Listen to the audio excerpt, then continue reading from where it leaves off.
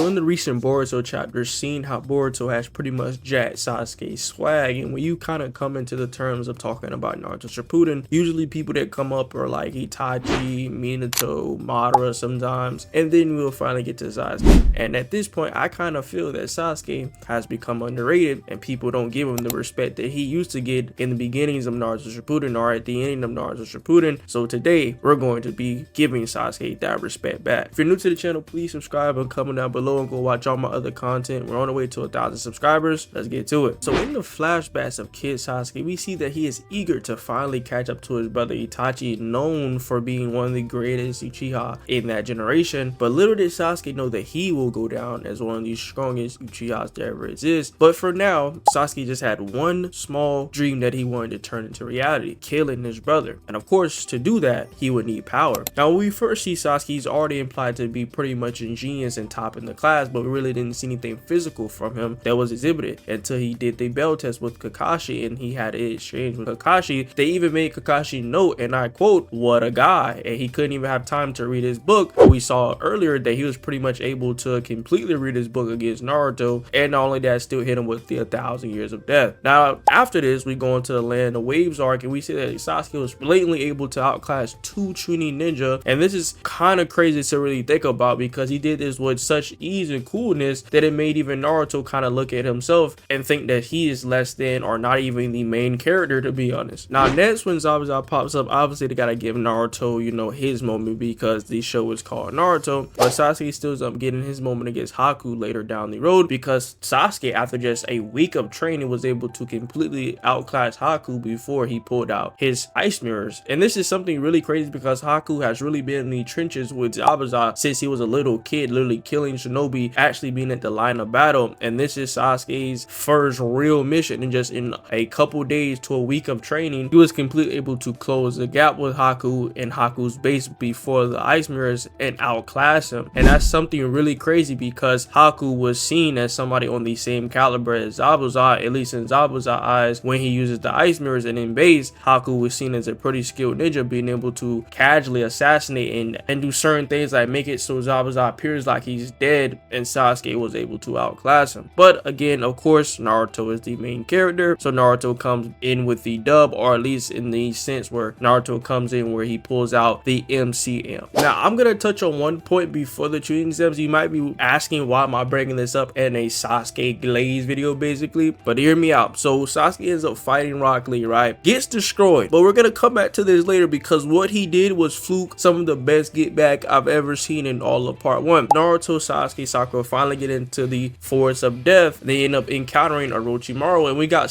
probably one of the best exchanges in the anime up until this point, and in the manga also as well. Sasuke going against Orochimaru, and this was something so big because not only did Sasuke know that this object right in front of him, this obstacle, Orochimaru, must be passed, or he must at least attempt to pass it if he ever hoped to get to Itachi. He stabbed himself in the leg to make a move and begin fighting. And not only that, he literally had some of the best IQ up until this point that we've seen from him, literally anticipating Orochimaru's move, at least thinking that he's anticipating the moves, because we know Orochimaru obviously was just testing him, but basically blatantly doing as good as he could as a beginning, and even hitting Orochimaru with a fire style attack. Now put this in perspective that Kakashi with the Chidori ready still did not have the guts to attack Orochimaru, but Sasuke literally willed himself to go and try to at least attempt to attack Orochimaru, and he didn't know of the person. It didn't matter. Sasuke literally just was like, at this point, either die here or I'm gonna die fighting. But Kakashi didn't even want to get in the fight. So now when I told you I was gonna mention on the comment and come back to it when Lee destroyed Sasuke, well, now we get into the third round of the Chunin exams. Now everybody's been wondering what Sasuke is. He finally pops up, and the dude pops up with literally at an identical speed to the lead that literally took 3 years to get it. And not only that, he honestly looks cooler with it, if you want to be honest. And not only that, he literally was able to do way better against Gaara, and honestly Lee's crippled watching this. And this was some of the best get back that we seen, because how Lee was talking to Sasuke while he was fighting him was utter disrespectful. But Sasuke literally came back, not only copied his speed, did it in front of everybody, and did it better, right? But again, after this, they nerfed Sasuke down again, in and yada yada yada, and then they give Naruto the MC imp yet again. Now after this, a couple things occurred that wasn't really good for my boy Sasuke. I'm not even gonna lie, right? You know, he got completely manhandled by Itachi and put into a genjutsu again. That was crazy. Then only that, he wakes up, wants to fade, and then basically gets beat by his best friend again. That was crazy. Then not only that, he needs to go and get power from some snake dude that want to steal his body. That's weird, but again, it gets cool because we get one of the best part 1 fights of all time. Naruto versus Sasuke. Well, probably not better than Lee versus Gar, but regardless, some of the best fight sequences that we've seen from Sasuke, because I'm not even gonna lie, the way Sasuke was fighting Naruto, I would have not considered him my friend. I'm not even gonna lie. Naruto still was staking that Sasuke was his friend the way they were fighting. Like, Sasuke literally took Naruto and dove him into the ground head first, not knowing what's in him, not knowing the nine tails. Naruto would have died. Like, if that was anyone else, Naruto would have been gone. He Shidori'd him through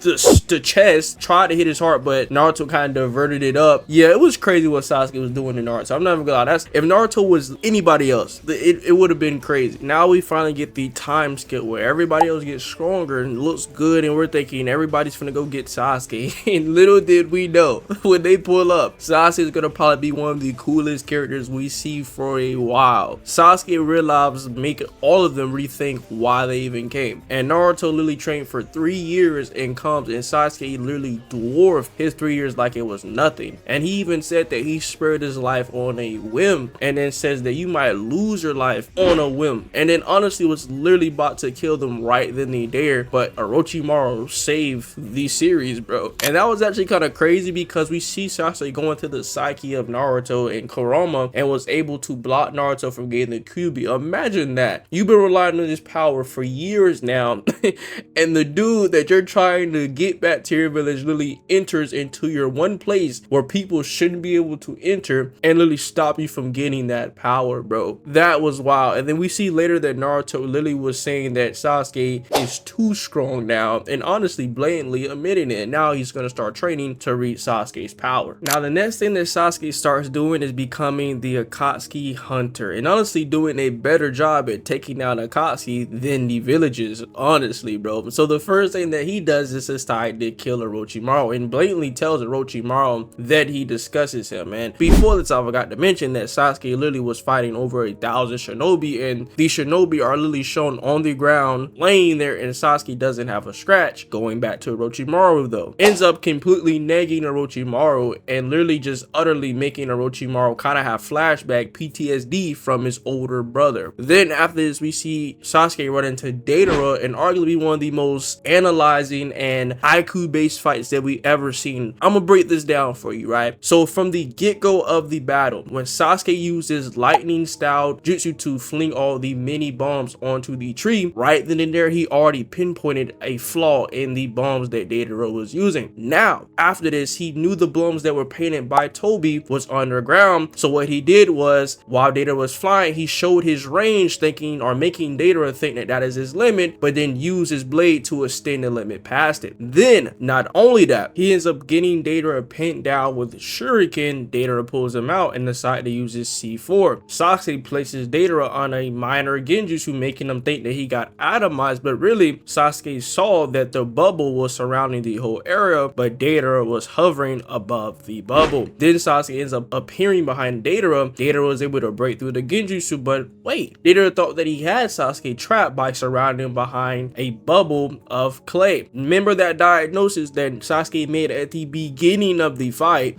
It came through. Lightning style was the weakness of Deidara's detonating clay. Then he appears behind Deidara again and sucker punches him and asks where is Itachi. And obviously Sasuke wasn't going all out against Deidara because we know that he was trying to get intel from Deidara, so he literally could have killed him right then and there. Now we finally get to the Itachi fight, one of the most anticipating fights in all of anime, at least in all of anime at the time of this anime airing, right? Imagine having to wait week by week for episodes, and we're literally seeing Sasuke rest up, getting ready to prepare to go fight Itachi, having to wait for these episodes to come out. Finally, we get to the battle, and they first start off with literally putting each other's genjutsus against each other to see who's the biggest, bro. Literally having a genjutsu size contest was really kind of crazy, showing how far Sasuke has come and showing that Sasuke is here to kill Itachi. And finally, we get to the point where they eventually start fighting after Sasuke breaks out of the Tsukuyomi, the same Tsukuyomi that put Kakashi on bed rest for 2 days, or at least as long as Jiraiya and Naruto was gone before Tsunade could get back and heal him. Now, obviously, after this fight, we know that Itachi wasn't trying, but this was still a good battle because one thing that Itachi told Sasuke to do before he ever sees his face or wants to fight him: possess the eyes that I have. Sasuke basically spit on that and came with his Sharingan, just base Sharingan, ended up pulling out one of the coolest jutsus I think we've probably ever seen. It only got used one time, the Thunderclap or the Karin, and it was actually, like I said before, one of the coolest jutsus that we see animated and that we see in panel. Cool, don't know why they only used it one time, but Itachi literally quoted and said he would have died if he didn't have the Susanoo. Now we get to the point where Sasuke does a completely 180 and he gets punched in the gut, learning of Itachi's past. Now the Sasuke that we just priorly knew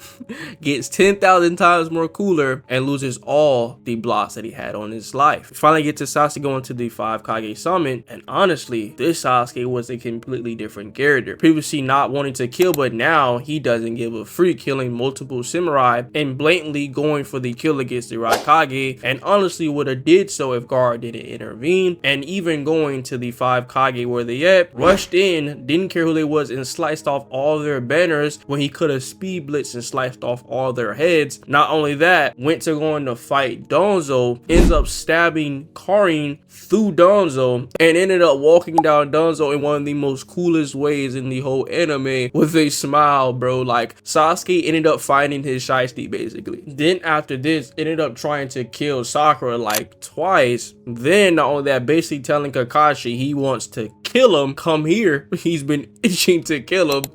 And then Naruto shows up, he talks for a bit, leaves, and says that he wants to cut Naruto down immediately. Like, Sasuke, I ain't gonna lie, he was tripping this arc. It was actually kind of crazy. But sadly, this is where we end the video, because in the war arc, when I can't find anything out of that to glaze from Sasuke, maybe until he gets Sage of 6 Paths power, because when he showed up to the battlefield and saw all the goodness that Naruto had acquired, let's be honest, he was hating. You know, he was hating pretty bad, and it looked pretty bad, and he literally had to go to Jugo just to get power to fight with Naruto. So I don't want to talk about that in a Sasuke glaze video, so we're gonna leave it off on a good note. Please, if you liked the video, subscribe and comment down below anything that you liked about it or anything that you didn't like about it. Make sure you also turn on post notifications, like the video, and go watch my other content. Love y'all. We out.